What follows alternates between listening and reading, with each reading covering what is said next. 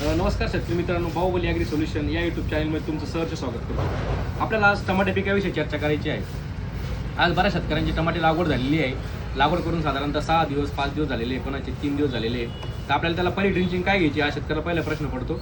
पण त्याच्यात बरेच शेतकरी चूक काय करते या ठिकाणी, बरेच शेतकरी काय करतात, औषध घेऊन जातात आणि डायरेक्ट ड्रिपद्वारे सोडून देतात. पण आपण शेतकऱ्या मित्रांनो आपल्याला जे आहे ना, आपले ज्या समजा आपला कोकोबीटचा ही हुंडी असते, या हुंडीच्या बाहेर आपलं सरासरी रोप आपल्या मुळी जी आलेली नसते, त्याच्यामुळे आपलं औषध पूर्णपणे वाया जातं. आणि प्लस कधी कधी काय होतं, आपली नळी समजा लॅटरल आपल्या स्टेमपासून थोडी दूर असते, त्याच्यामध्ये त्याचा फायदा होत नाही. आपल्याला साधारणतः टमाटे लागवड केल्यानंतर किंवा कोणतेही पीक लागवड करणार असेल तर सुरुवातीला आपल्याला 3 वेळा ड्रिंचिंग करायची आहे.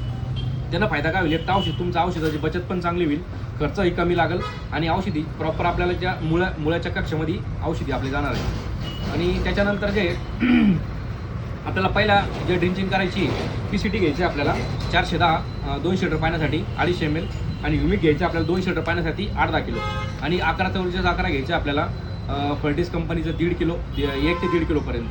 याने फायदा काय होणार आहे PCT दिल्यानंतर जे एक तर तुम्हाला कलर वाटचा प्रॉब्लेम येणार नाही, त्याच्यानंतर मूळकुटचा प्रॉब्लेम येणार नाही, झाडाला फुटवा ग्रीनरी चांगलं येईल. आणि त्याच्यानंतर जे आपल्याला 11 चौरचेच 11 जे त्याच्यामध्ये 44% फॉस्फरस असल्यामुळे तर त्याच्यामध्ये स्टेमची जाळी चांगली वाढणार आहे, मुळ्यांची वाढ चांगली होईल आणि जे झाडं हे फुटवा चांगल्या पद्धतीने करणार आहे.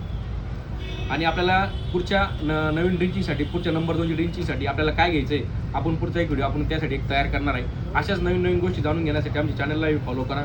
आणि तुम्ही टमाटे लागवड केली असेल तर आम्हाला कमेंटमध्ये सांगा, लागवड किती एकर केलेली, काय केलेली, किंवा तुम्ही ड्रिंचिंग काय करता हे आम्हाला सांगा. धन्यवाद.